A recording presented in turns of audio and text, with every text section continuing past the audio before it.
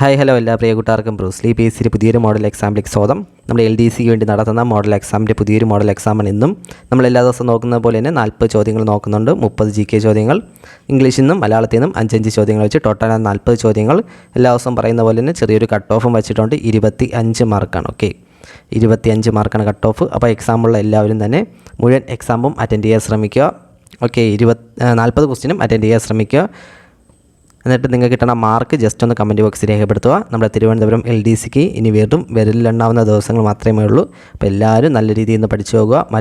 മറ്റ് ജില്ലക്കാർക്കും ദിവസങ്ങളെല്ലാം പെട്ടെന്ന് തന്നെ പോകുന്നതായിരിക്കും. അപ്പോൾ അതനുസരിച്ച് നല്ല രീതിയിൽ നല്ലപോലെ റിവിഷൻ ചെയ്ത് പുതിയ കാര്യങ്ങൾ പഠിക്കുന്നത് മാക്സിമം കുറയ്ക്കാൻ ശ്രമിക്കുക. ഓക്കെ, നിർത്തണ്ട, മാക്സിമം കുറച്ചിട്ട് പഴയ കാര്യങ്ങൾ തന്നെ നല്ലപോലെ റിവൈസ് ചെയ്യാൻ നോക്കുക. English, Malayalam, maths, current affairs എല്ലാം നല്ല രീതിയിൽ സമയമെടുത്ത് പഠിക്കുക. ഇനിയുള്ള ദിവസങ്ങളിൽ ഉറക്കമൊക്കെ അല്പം കുറച്ച് അടുത്ത വീട്ടിലെ കല്യാണം, അടുത്ത വീട്ടിലെ അടിയന്തരം എല്ലാം കുറച്ചൊക്കെ മാറ്റി വെച്ച് വളരെ അത്യാവശ്യമുള്ളതിന് മാത്രം പോയിട്ട് ബാക്കിയുള്ള സമയമൊക്കെ ഇരുന്ന് പഠിക്കാൻ ശ്രമിക്കുക. കാരണം ഇനിയുള്ള ദിവസം പഠിക്കുന്നതനുസരിച്ച് വേണം നമ്മൾ റാങ്ക് നിർണ്ണയിക്കാൻ പോകുന്നത്. അപ്പം നല്ല രീതിയിൽ പഠിക്കുക. English, Malayalam, maths, current affairs, അതുപോലെ പ്രീവിയസ് ക്വസ്റ്റ്യൻസ് ഒക്കെ ചെയ്ത് മോഡൽ എക്സാമൊക്കെ എഴുതി നല്ലപോലെ തറവായിട്ട് പോവുക. നമുക്കപ്പോൾ ഇന്നത്തെ ഫസ്റ്റ് ക്വസ്റ്റ്യൻ നോക്കാം. ചുവടെ പറയുന്നവൽ യൂണിയൻ എക്സിക്യൂട്ടീവിൻ്റെ ഭാഗങ്ങൾ ഏതെല്ലാമെന്നാണ്? യൂണിയൻ എക്സിക്യൂട്ടീവിൻ്റെ ഭാഗങ്ങൾ ഏതെല്ലാമെന്നാണ്?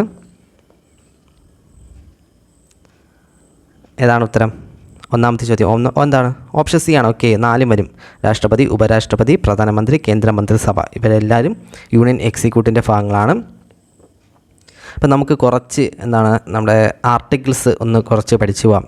നമുക്കൊരു 200 to 300 ഇടയിൽ വരുന്ന കുറച്ച് ഇമ്പോർട്ടൻ്റ് ആയിട്ടുള്ള ആർട്ടിക്കിൾസ് നോക്കാം. കാരണം നമ്മൾ ആദ്യത്തെ കുറേ ആർട്ടിക്കിൾസൊക്കെ സ്ഥിരം പഠിക്കുന്നതാണ്. ആർട്ടിക്കിൾ 1, 2, 3, 14, 15, 16 സ്ഥിരം പഠിക്കുന്നതാണ്. അപ്പോൾ 200 തൊട്ട് 300 ഇടയിൽ വരുന്ന പ്രധാനപ്പെട്ട ഒരു 7-8 ആർട്ടിക്കിൾസ്. ഓക്കെ, അത്രയൊന്ന് നോക്കി പോവാം. ഫസ്റ്റ് നമുക്ക് ആർട്ടിക്കിൾ 213 എന്തോന്നാണ്? ആർട്ടിക്കിൾ 213. ആർട്ടിക്കിൾ 123 ജസ്റ്റ് ഓപ്പോസിറ്റാണ് ആർട്ടിക്കിൾ 213. 123 എന്തോന്നാണ്? ആർട്ടിക്കിൾ 123 എന്താണ്? 1, 2, 3 എന്ന് പറഞ്ഞിട്ടല്ലേ നമ്മൾ ഓട്ട മത്സരത്തിൽ ഓടുന്നത്? അത്രയേ ഉള്ളൂ.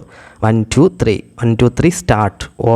ഓട്ട മത്സരം ഓടുന്നത് ഓർഡിനൻസ്. ഓക്കെ, അപ്പം ഓർഡിനൻസ് പുറപ്പെടുവിക്കുന്നത് ആർട്ടിക്കിൾ 123. 1, 2, 3 സ്റ്റാർട്ട് പറയുമ്പോൾ നമ്മൾ ഓടുമല്ലോ. അപ്പോൾ ഓടും ഓർഡിനൻസ് ആർട്ടിക്കിൾ 123 ഓർഡിനൻസ് പുറപ്പെടുവിക്കുന്നതാണ്. പക്ഷേ ആര് പുറപ്പെടുവിക്കുന്ന ഓർഡിനൻസാണ് ആർട്ടിക്കിൾ 123 പറയണത്? ആര് പുറപ്പെടുവിക്കാനാണ്? പ്രസിഡൻറ്റ് പുറപ്പെടുവിക്കുന്ന ഓർഡിനൻസിനെ കുറിച്ചാണ് ആർട്ടിക്കിൾ 123 പറയുന്നത്. ഓക്കെ, അപ്പം ഇതിനെ ജസ്റ്റ് ഒന്നെടുത്ത് നടുക്കിട്ടാതെ 213 ആകുമ്പം ആരുടെ ഓർഡിനൻസ് ആയിരിക്കും? ഗവർണറുടെ ഓർഡിനൻസാണ്. ഓക്കെ, ആർട്ടിക്കിൾ 223 പ്രസിഡൻറ്റിൻ്റെ ഓർഡിനൻസ്. ആർട്ടിക്കിൾ 213 ഓർഡിനൻസ് പുറപ്പെടുവിക്കാനുള്ള ഗവർണറിൻ്റെ അധികാരമാണ് ആർട്ടിക്കിൾ 213. ഓക്കെ, അപ്പോൾ ആർട്ടിക്കിൾ 214 എന്തോന്നാണ്?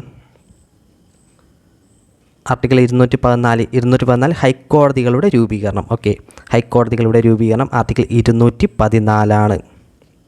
അപ്പോൾ സുപ്രീം കോടതിയുടെ രൂപീകരണം എപ്പോഴായിരിക്കും? ആർട്ടിക്കിൾ 124. ഓക്കെ, ചെറിയൊരു ഓർഡറിലാണ് പോണത്. 1, 2, 3 ഓർഡിനൻസ്, 124 സുപ്രീം കോടതി രൂപീകരണം. നേരെ തിരിച്ച് ഒന്നിനടുത്ത് നടുക്കിടുമ്പം 213 ഓർഡിനൻസ് ഓഫ് ഗവർണർ, 214 ഹൈക്കോടതിയുടെ രൂപീകരണം. ആർട്ടിക്കിൾ 214 ഹൈക്കോടതിയുടെ രൂപീകരണം. ആർട്ടിക്കിൾ 226 എന്തോന്നാണ്? ആർട്ടിക്കിൾ 226 എന്താണ്? ആർട്ടിക്കിൾ 32 ജസ്റ്റ് ഓപ്പോസിറ്റാണ്. ഏതാണ്? ആർട്ടിക്കിൾ 32 എന്താണ്? ഭരണഘടനാപരമായ പ്രതിവിധിക്കുള്ള അവകാശം. അപ്പം ആർട്ടിക്കിൾ 226 എന്താണ്? റിട്ട് പുറപ്പെടുവിക്കാനുള്ള ഹൈക്കോടതിയുടെ അധികാരം. ഓക്കെ, റിട്ട് പുറപ്പെടുവിക്കാനുള്ള ഹൈക്കോടതിയുടെ അധികാരമാണ് ആർട്ടിക്കിൾ 226. ആർട്ടിക്കിൾ 226 റിട്ട് ഹൈക്കോടതിയുടെ റിട്ട് പുറപ്പെടുവിക്കാനുള്ള അധികാരമാണ് article 226.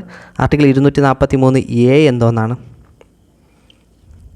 Article 243 for gram sabha. Okay, ഗ്രാമസഭയെ കുറിച്ച് പ്രതിപാദിക്കുന്നതാണ് ആർട്ടിക്കിൾ 243 ഗ്രാമസഭ. 243 എന്തോന്നാണ്? കേട്ടിട്ടുള്ളതാണ് PSC. 243 ഗ്രാമസഭ. 243 എന്തോന്നാണ്? സംസ്ഥാന തിരഞ്ഞെടുപ്പ് കമ്മീഷൻ. ഓക്കെ, സ്റ്റേറ്റ് ഇലക്ഷൻ കമ്മീഷനെ കുറിച്ചാണ് 243 തിരഞ്ഞെടുപ്പ് കമ്മീഷൻ. ആർട്ടിക്കിൾ 243 ഗ്രാമസഭ. ആർട്ടിക്കിൾ 243 സംസ്ഥാന തിരഞ്ഞെടുപ്പ് കമ്മീഷൻ. ആർട്ടിക്കിൾ 262 എന്തോന്നാണ്? ആർട്ടിക്കിൾ 262 ഇതിൽ തന്നെ ഉണ്ട്. ഇതെന്താ ആറല്ലേ? ആറെന്ന് വെച്ചാൽ അറിയാമല്ലോ നമ്മളെ പുഴ നദി അതിൻ്റെയൊക്കെ ഒരു ഫോമല്ലേ ആറെന്ന് പറയണം. ഓക്കെ, ആറ്റിൽ കുളിക്കുക ആറ്. ഓക്കെ, അത് മനസ്സിലാവില്ല ആറെന്ന് വെച്ചാൽ. അപ്പം എന്താണ് 2 ആറിൻ്റെ അപ്പുറം ഇപ്പുറം കിടക്കണം. അതായത് ഒരു ആറിൻ്റെ 2 സൈഡും 2 സ്റ്റേറ്റ് കിടക്കണം. അപ്പോൾ എന്നൊന്നായിരിക്കും എൻ്റെ എന്താണ് നദീജല തർക്കങ്ങൾ പരിഹരിക്കുന്ന ആർട്ടിക്കിളാണ് ആർട്ടിക്കിൾ 262. ഓക്കെ, ആർട്ടിക്കിൾ 262 നദീജല തർക്കങ്ങൾ പരിഹരിക്കുന്നതാണ്. ആറും നദിയും തമ്മിൽ ജസ്റ്റ് കണക്ഷൻ ഉണ്ടല്ലോ, രണ്ടും വെള്ളത്തിൻ്റെ സോഴ്സ് അല്ലേ. അപ്പം അങ്ങനെ ഒന്ന് കണക്ട് ചെയ്ത് വയ്ക്കുക. ആർട്ടിക്കിൾ 262 നദീജല തർക്കങ്ങൾ പരിഹരിക്കുന്നത്. ആർട്ടിക്കിൾ 265 എന്തോന്നാണ്? ആർട്ടിക്കിൾ 265 ടാക്സുകളെ കുറിച്ചാണ്. ഓക്കെ, നികുതികളെ കുറിച്ച് പ്രതിപാദിക്കുന്ന ആർട്ടിക്കിളാണ് ആർട്ടിക്കിൾ 265. Okay, 265 tax. ആർട്ടിക്കിൾ 266 എന്തോന്നാണ്? ആർട്ടിക്കിൾ 266 കൺസോളിഡേറ്റ് ഫണ്ട് ഓഫ് ഇന്ത്യയാണ്. ഓക്കെ, കൺസോളിഡേറ്റ് ഫണ്ട് ഓഫ് ഇന്ത്യനെ കുറിച്ച് പ്രതിപാദിക്കുന്നതാണ് article 266 okay, 266 consolidate fund of India. Article 279 എന്തോന്നാണ്? 279 എ എന്തോന്നാണ്? ആർട്ടിക്കിൾ 279 നമ്മുടെ GST കുറിച്ചാണ്. ഓക്കെ, GST കുറിച്ച് പ്രതിപാദിക്കുന്നതാണ് ആർട്ടിക്കിൾ 279 അപ്പോൾ ആർട്ടിക്കിൾ 280 എന്തോന്നായിരിക്കും? 280 ധനകാര്യ കമ്മീഷൻ. ഓക്കെ, ഫിനാൻസ് കമ്മീഷനെ കുറിച്ച് പ്രതിപാദിക്കുന്നതാണ് ആർട്ടിക്കിൾ 280. ആർട്ടിക്കിൾ 300 എന്തോന്നാണ്? അറിയായിരിക്കും, സ്വത്തവകാശം. ഓക്കെ, സ്വത്തവകാശത്തെക്കുറിച്ച് പ്രതിപാദിക്കുന്നതാണ് ആർട്ടിക്കിൾ 300 ഇപ്പോൾ കിട്ടുമല്ലോ. ഇത്രയും ജസ്റ്റ് ഒന്നുകൂടി ഒന്ന് പറഞ്ഞു തരാം. ആർട്ടിക്കിൾ 213 എന്ന് പറയുന്ന ഓർഡിനൻസ് പുറപ്പെടുവിക്കാനുള്ള ഗവർണറുടെ അധികാരം. ആർട്ടിക്കിൾ 214 ഹൈക്കോടതിയുടെ രൂപീകരണം. ആർട്ടിക്കിൾ 226 ഹൈക്കോടതികൾക്ക് റിട്ട് പുറപ്പെടുവിക്കാനുള്ള അധികാരം. ആർട്ടിക്കിൾ 243 ഗ്രാമസഭ. ആർട്ടിക്കിൾ 243 സംസ്ഥാന തെരഞ്ഞെടുപ്പ് കമ്മീഷനെ കുറിച്ച്. ആർട്ടിക്കിൾ 262 നദീജല തർക്കങ്ങൾ പരിഹരിക്കുന്നത്. ആർട്ടിക്കിൾ 265 നികുതികളെക്കുറിച്ച്. ആർട്ടിക്കിൾ 266 സബ് ക്ലോസ് 1 266 എന്താണ്? Consolidate fund of India. Article 279 എന്താണ്? GST കുറിച്ചാണ്. ആർട്ടിക്കിൾ 280 നമ്മുടെ ധനകാര്യ കമ്മീഷനെ കുറിച്ച്. ആർട്ടിക്കിൾ 300 എന്താണ്? സ്വത്തവകാശത്തെക്കുറിച്ച് പ്രതിപാദിക്കുന്ന ആർട്ടിക്കിളാണ് ആർട്ടിക്കിൾ 300 അപ്പം ഇത്രയും പോയിന്റുകൾ കിട്ടുമല്ലോ. രണ്ടാമത്തെ ചോദ്യമാണ്, ചുവടെ പറയുന്നവൽ ഏത് നിർദ്ദേശ രൂപരേഖ അടിസ്ഥാനമാക്കിയാണ് ഭരണഘടനാ നിർമ്മാണ സഭ രൂപീകരിച്ചത്? ഏതാണ്? Simon commission report, cabinet mission, Cripps mission, 35 government of India act നിയമം. എന്നാണ് ഭരണഘടനാ നിർമ്മാണ സഭ രൂപീകരിച്ചത്. ഏതാണ്?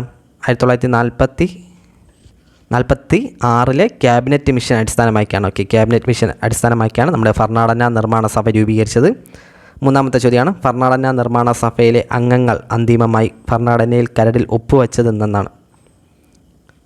ഭരണഘടനാ നിർമ്മാണ സഭയിലെ അംഗങ്ങൾ അന്തിമമായി ഭരണഘടനയുടെ കരടിൽ ഒപ്പുവെച്ചത് എന്നാണ്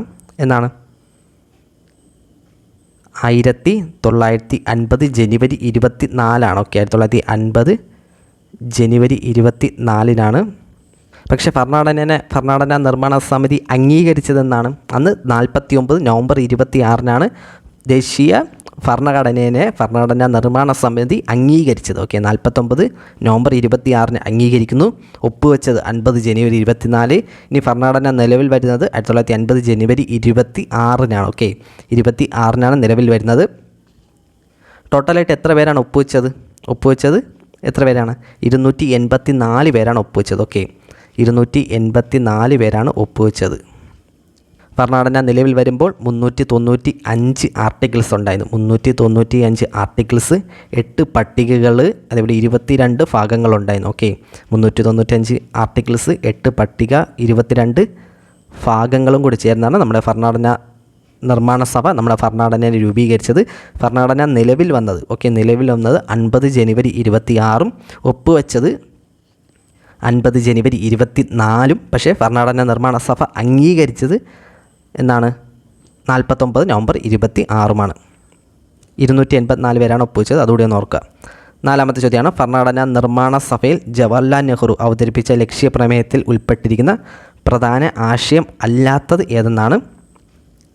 ഇന്ത്യ ഒരു സ്വതന്ത്ര പരമാധികാര റിപ്പബ്ലിക്കാണ്. സ്വതന്ത്ര പരമാധികാര ഇന്ത്യയുടെ ഭരണഘടനയുടെയും അധികാരങ്ങൾ ജനങ്ങളിൽ നിന്ന് ഉത്ഭവിക്കുന്നു. ലോക സമാധാനത്തിനായി രാഷ്ട്രം പൂർണ്ണ മനസ്സോടെ പ്രവർത്തിക്കും. സാമ്പത്തികമായി മറ്റ് രാജ്യങ്ങളുമായി സഹകരണം കുറയ്ക്കും. ഏതാണ് ആശയങ്ങൾ ഉൾപ്പെടാത്തത്? ഏതാണ്? ഓപ്ഷൻ ഡി ആണ്. ഓക്കെ, ഓപ്ഷൻ ഡി ആണ് ഉൾപ്പെടാത്തത്. വായിക്കുമ്പോൾ കിട്ടാവുന്നേ ഉള്ളൂ. അടുത്ത ചോദ്യമാണ് കേവല ഭൂരിപക്ഷ വ്യവസ്ഥ FPTP first past the post voting എന്ന വ്യവസ്ഥ ഇന്ത്യൻ ഭരണഘടന കടമെടുത്തത് ഏത് രാജ്യത്തിൻ്റെ ഭരണഘടനയിൽ നിന്നുമാണ്? FPTP എവിടെ നിന്നാണ് ഇന്ത്യ കടമെടുത്തത്?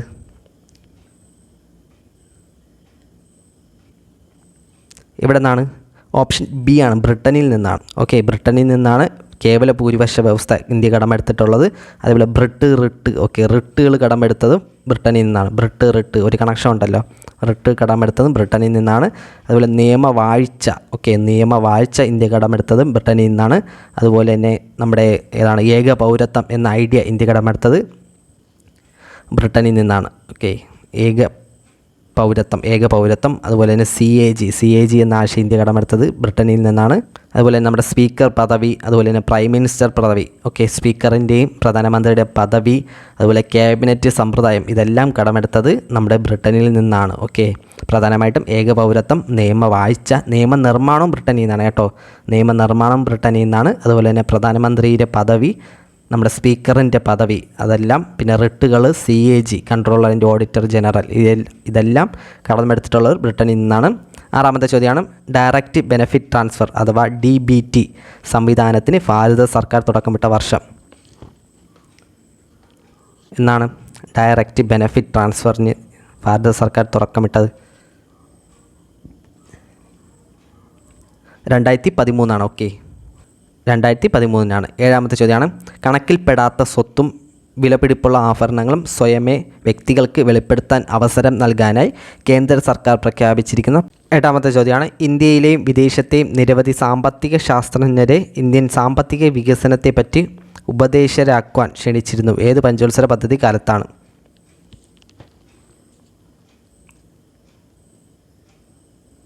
ഏത് പഞ്ചവത്സര പദ്ധതി കാലത്താണ് സാമ്പത്തിക ശാസ്ത്രജ്ഞരെ ഉപദേശകരാവാൻ ക്ഷണിച്ചിരുന്നത്? ഏതാണ്? ഓപ്ഷൻ ബി ആണ്. ഓക്കെ, രണ്ടാം പഞ്ചവത്സര പദ്ധതി കാലത്താണ്. ഒൻപതാമത്തെ ചോദ്യമാണ് PC മഹലനോബിസുമായി ബന്ധപ്പെട്ട് ശരി അല്ലാത്ത പ്രസ്താവന എന്നാണ്? ഇന്ത്യൻ ആസൂത്രണത്തിൻ്റെ ശില്പി രണ്ടാം പഞ്ചവത്സര പദ്ധതിയുടെ ആസൂത്രണം മുന്നോട്ട് വച്ചു. കൊൽക്കത്തയിലെ ഇന്ത്യൻ സ്റ്റാറ്റിസ്റ്റിക്കൽ ഇൻസ്റ്റിറ്റ്യൂട്ട് സ്ഥാപിച്ചു. കേന്ദ്ര ധനകാര്യ കമ്മീഷൻ്റെ ആദ്യത്തെ ചെയർമാൻ ഏതാണ്? ബന്ധമില്ലാത്ത ഏതാണ്? ഓപ്ഷൻ ഡി ആണ്. ഓക്കെ, ഓപ്ഷൻ ഡി ആണ്.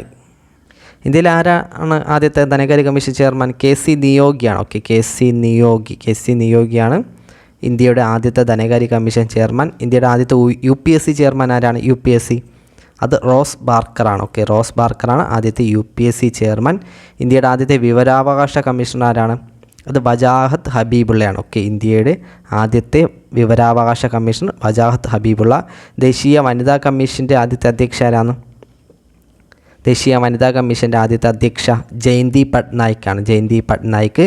അതുപോലെ ദേശീയ മനുഷ്യാവകാശ കമ്മീഷൻ്റെ ആദ്യ ചെയർമാൻ രംഗനാഥ് മിശ്ര. ഓക്കെ, മനുഷ്യാവകാശം രംഗനാഥ് മിശ്ര. വനിതാ കമ്മീഷൻ ജയന്തി പട്നായിക്ക്. വിവരാവകാശ കമ്മീഷണർ വജാഹത്ത് ഹബീബുള്ള. ആദ്യത്തെ ധനകാര്യ കമ്മീഷൻ KC നിയോഗി. UPSCയുടെ ആദ്യ ചെയർമാൻ റോസ് ബാർക്കറാണ്. ഓക്കെ, അതുപോലെ തന്നെ നമ്മുടെ ദേശീയ തെരഞ്ഞെടുപ്പ് കമ്മീഷണർ ആരാണ് ആദ്യത്തെ? അത് സുകുമാർ സെന്നാണ്. ഓക്കെ, സുകുമാർ സെന്നാണ്. പത്താമത്തെ ചോദ്യമാണ് ഇന്ത്യയിൽ ഹരിത വിപ്ലവത്തിൻ്റെ ഒന്നാം ഘട്ടമായി അറിയപ്പെടുന്ന കാലയളവ് എന്നാണ്? ഒന്നാം കാലഘട്ടം 1960 to 70 പകുതി വരെയാണ്. 11ാമത്തെ ചോദ്യമാണ് ജലദോഷപ്പനിയുടെ പ്രധാന കാരണം എന്തെന്നാണ്? ജലദോഷപ്പനിയുടെ പ്രധാന കാരണം ഏതാണ്? വൈറസുകളാണ്. Okay, rhino വൈറസുകളാണ്. 12ാമത്തെ ചോദ്യമാണ് ചെള്ളുകൾ പരത്തുന്ന രോഗമേത്? ചെള്ളുകൾ പരത്തുന്ന രോഗം ഏതാണ്? ടൈഫസ് പനിയാണ്. ഓക്കെ, ടൈഫസ് പനിയാണ് ചെള്ളുകൾ പരത്തുന്നത്. ടൈഫസ് പനിയാണ്. 13ാമത്തെ ചോദ്യമാണ് പൂർണ്ണ ശയ്യാവലംബരായവരെ പരിചരിക്കുന്നവർക്ക് പ്രതിമാസം ധനസഹായം നൽകുന്ന പദ്ധതി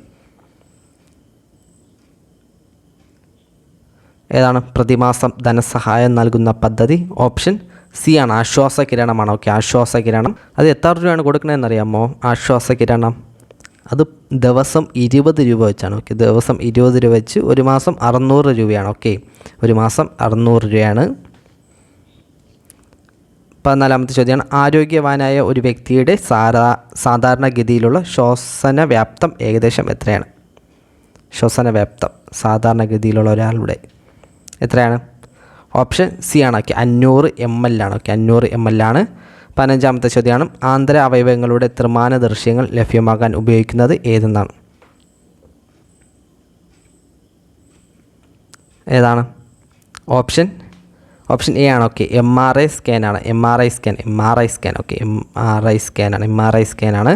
16ാമത്തെ ചോദ്യമാണ്, ആൻറ്റിബയോട്ടിക്കുകളുടെ സ്ഥിരമായ ഉപയോഗം മൂലമുള്ള പാർശ്വഫലങ്ങൾ ഏവയെന്നാണ്? രോഗാണുക്കൾ ആൻറ്റിബയോട്ടിക്കിന് മേൽ പ്രതിരോധം നേടുന്നു, ശരീരത്തിലെ ഉപകാരികളായ ബാക്ടീരിയകൾ നശിക്കുന്നു, ശരീരത്തിലെ ചില വിറ്റാമിനുകൾക്ക് അളവ് കുറയുന്നു.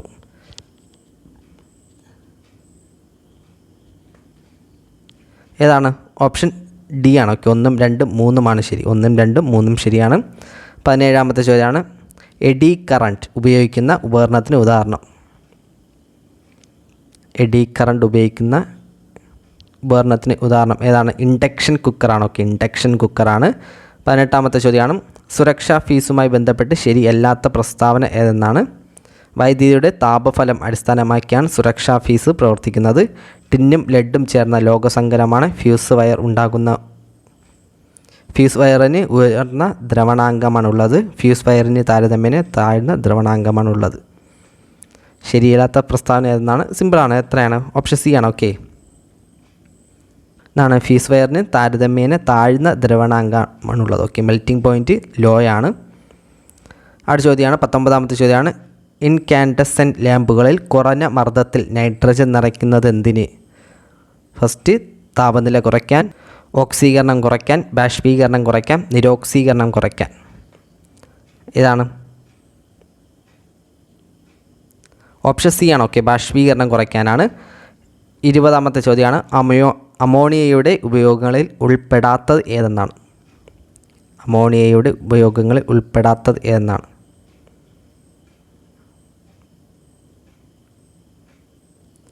ഏതാണ് ഉൾപ്പെടാത്തത്? കുടിവെള്ളം ശുദ്ധമാക്കുക. ഓക്കെ, സിമ്പിളാണ്. രാസവളങ്ങളുടെ നിർമ്മാണത്തിന് ഉപയോഗിക്കുന്നുണ്ട്. ഐസ് പ്ലാന്റുകളുടെ ശീതീകരിയായി പ്രവർത്തിക്കുന്നുണ്ട്. ടൈലുകളും ജനലുകളും വൃത്തിയാക്കാൻ അമോണിയ ഉപയോഗിക്കുന്നുണ്ട്. 21ാമത്തെ ചോദ്യം, ഒരു രാസപ്രവർത്തനത്തിൽ ഏർപ്പെടാൻ അഭികാരകം തന്മാത്രകൾക്ക് ഉണ്ടായിരിക്കേണ്ട ഏറ്റവും കുറഞ്ഞ അളവ് ഗതികോർജം അറിയപ്പെടുന്നതാണ്. ഏറ്റവും കുറഞ്ഞ അളവാണ് ഏതാണ്? അത് ത്രഷോൾഡ് എനർജിയാണ്. ഓക്കെ, ഓപ്ഷൻ എ ആണ്. 22ാമത്തെ ചോദ്യം, താരതമ്യേന കുറഞ്ഞ തിളനിലയുള്ള ലോഹങ്ങളായ സിങ്ക്, കാഡ്മിയം, മെർക്കുറി എന്നിവ ശുദ്ധീകരിക്കാൻ ഉപയോഗിക്കുന്ന രീതി ഏത്? സിങ്ക്, കാഡ്മിയം, മെർക്കുറി എന്നിവ ശുദ്ധീകരിക്കാൻ ഉപയോഗിക്കുന്ന രീതി ഏതാണ്? സേദനമാണ്. ഓക്കെ, ഓപ്ഷൻ ബി സേദനമാണ്. 53ാമത്തെ ചോദ്യം, നമ്മുടെ 23ാമത്തെ ചോദ്യം, ശരിയല്ലാത്ത പ്രസ്താവന ഏതെന്നാണ്? മണി മാധവ ചാക്യാരാണ് നാട്യകൽപദ്രുമ രചിച്ചത്. 1975 കേരള സാഹിത്യ അക്കാദമി പുരസ്കാരം ഈ കൃതി നേടി. ഗ്രന്ഥത്തിന് അവതാരിക എഴുതിയത് കെ കുഞ്ചുണ്ണി രാജയാണ്. കഥകളിയുടെ സമസ്ത വശങ്ങളും പ്രതിപാദിക്കുന്ന കൃതിയാണ്. ഏതാണ് ശരിയല്ലാത്ത പ്രസ്താവന? ഓപ്ഷൻ ഡി ആണ്. ഓക്കെ, ഓപ്ഷൻ ഡി ആണ് ശരിയല്ലാത്തത്. മണി മാധവ ചാക്യാരാണ് നാട്യകൽപദ്രുമ രചിച്ചത്. 1975 കേരള സാഹിത്യ അക്കാദമി പുരസ്കാരം നേടിയിട്ടുണ്ട്. അവതാരിക എഴുതിയത് കെ കുഞ്ചുണ്ണി രാജയാണ്. ഓക്കെ, 24ാമത്തെ ചോദ്യം, വിവിധ മലയാള നോവലുകളും പ്രധാനപ്പെട്ട കഥാപാത്രങ്ങളും തന്നിരിക്കുന്നു. പട്ടികയിൽ നിന്ന് ഏതാണ്? ചെമ്മീൻ, ഖസാക്കിൻ്റെ ഇതിഹാസം, മഞ്ഞ്, ഒരു ദേശത്തിൻ്റെ കഥ. ശരിയായ ജോഡികൾ ഏതൊക്കെയാണ്?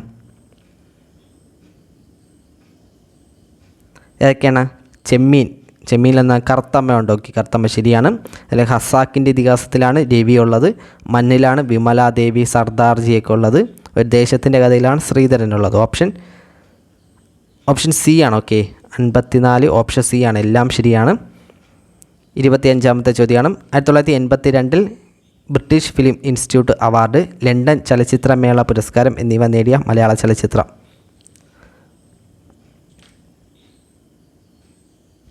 ഏതാണ്? ഓപ്ഷൻ ഡി ആണ്, എലിപ്പത്തായമാണ്. എലിപ്പത്തായം ആരാണ് ഡയറക്റ്റ് ചെയ്തത്? നമ്മുടെ അടൂർ ഗോപാലകൃഷ്ണൻ്റെയാണ്. ഓക്കെ, അടൂർ ഗോപാലകൃഷ്ണൻ്റെ ഡയറക്ഷനിൽ വന്നതാണ് എലിപ്പത്തായം. 26ാമത്തെ ചോദ്യം, രാജാ ഫാലീന്ദ്ര സിംഗ് ടോർഫ് ചുവടെ പറയുന്നവൽ ഏതുമായി ബന്ധപ്പെട്ടാണ്? രാജാ ഫാലീന്ദ്ര സിംഗ് ട്രോഫി ഏത് മേഖലയുമായി ബന്ധപ്പെട്ടാണ്? അപ്പം ടഫാണ്. ആണ് ഓപ്ഷൻ സി ആണ്. ഓക്കെ, നാഷണൽ ഗെയിംസുമായി ബന്ധപ്പെട്ടാണ്. 27ാമത്തെ ചോദ്യം, Birsa Munda international hockey stadium സ്ഥിതി ചെയ്യുന്നത്? ബിർസ മുണ്ട എവിടെയാണ്? റൂർക്കേലയാണ്. ഓക്കെ, ഓപ്ഷൻ ബി റൂർക്കേലയാണ്. 28ാമത്തെ ചോദ്യം, ഇൻ്റർനെറ്റിൽ സൂക്ഷിച്ചിരിക്കുന്ന വിവരങ്ങളുടെ പ്രത്യേക വിലാസം എങ്ങനെ അറിയപ്പെടുന്നു? ഏതാണ്? വെബ്സൈറ്റ് വിലാസം. ഓക്കെ, ഓപ്ഷൻ ബി ആണ്. 29ാമത്തെ ചോദ്യമാണ്, ചുവടെ പറയുന്നവൽ മൊബൈൽ ഫോൺ ഓപ്പറേറ്റിംഗ് സിസ്റ്റം അല്ലാത്തത് ഏതെന്നാണ്? Android, iOS, Windows, Symbian. ഏതാണ് മൊബൈൽ ഓപ്പറേറ്റിംഗ് സിസ്റ്റം അല്ലാത്തത്? ഏതാണ്? വിൻഡോസ് ആണ്. ഓക്കെ, വിൻഡോസ് കമ്പ്യൂട്ടറിൻ്റെ ആണ്, അറിയാലോ. ലാസ്റ്റ് ചോദ്യം, 30ാമത്തെ ചോദ്യമാണ്, കമ്പ്യൂട്ടറിന് അകത്തുള്ള ഘടകങ്ങൾ തമ്മിലോ കമ്പ്യൂട്ടറുകൾ തമ്മിലോ വിവരങ്ങൾ കൈമാറാൻ ഉപയോഗിക്കുന്ന പാതകൾ അറിയപ്പെടുന്ന പേരാണ്? ഏതാണ്? ബസ്സാണ്. ഓക്കെ, ബസ്സുകളാണ്. 31ാമത്തെ ചോദ്യമാണ്, she is dash treatment for malaria. She is dash treatment for malaria. ഏതാണ്? ഓപ്ഷൻ ഡി ആണ്. Okay, she is under treatment. അടുത്ത ചോദ്യമാണ് 32ാമത്തെ ചോദ്യമാണ്, he said to me you have been smoking too much. അതിനെ റിപ്പോർട്ട് ചെയ്യുമ്പോൾ എങ്ങനെയായിരിക്കും? ഏതാണ്? ഓപ്ഷൻ എ ആണ്, he told me that I had been smoking too much. 33ാമത്തെ ചോദ്യം, the bird did not fly too far. The bird did not fly too far. ഏതാണ് question tag? Option C ആണ്, did it. Okay, did not വന്നുകൊണ്ട് question tag positive ആയിരിക്കണം. 34ാമത്തെ ചോദ്യമാണ്, the foreign term angst means? ഏതാണ്? A feeling of anxiety. 35ാമത്തെ ചോദ്യമാണ്, which part of has an error? Which part has an error? എററുള്ള part ഏതെന്നാണ്? The better, the hotel, more expensive, it is no error.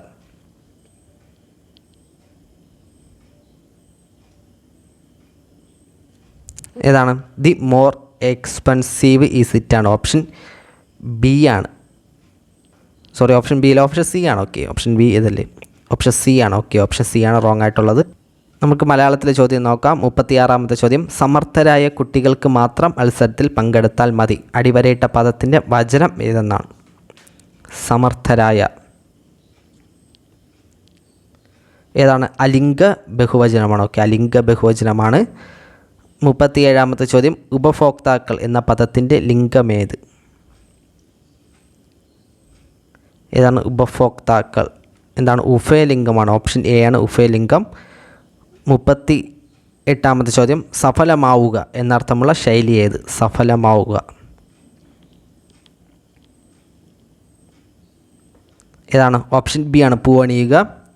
39, ബന്ധൂരം എന്ന പദത്തിന് സമാനമായ പദം ഏതാണ്? സി. ഓക്കെ, ബന്ധൂരം മനോഹരമാണ്. 40ാമത്തെ ചോദ്യം, വാത്സല്യാർദ്രം എന്ന പദം ഘടകപദങ്ങളാക്കുമ്പോൾ വാത്സല്യത്തിൻ്റെ ആർദ്രത, വാത്സല്യവും ആർദ്രവും, വാത്സല്യത്തിലെ ആർദ്രം, വാത്സല്യത്താൽ ആർദ്രമായത്. ഏതാണ്? ഓപ്ഷൻ ഡി ആണ്. ഓക്കെ, വാത്സല്യത്താൽ ആർദ്രമായതാണ്. അപ്പോൾ ഇത്രയുമാണ് നമ്മുടെ 40 ചോദ്യങ്ങൾ. നിങ്ങൾക്ക് എത്ര മാർക്ക് ലഭിച്ചെന്ന് ജസ്റ്റ് ഒന്ന് കമൻറ്റ് ബോക്സിൽ രേഖപ്പെടുത്തുക. മറ്റൊരു എക്സാമായിട്ട് നമുക്ക് വീണ്ടും കാണാം. അതൊരിക്കും ബൈ.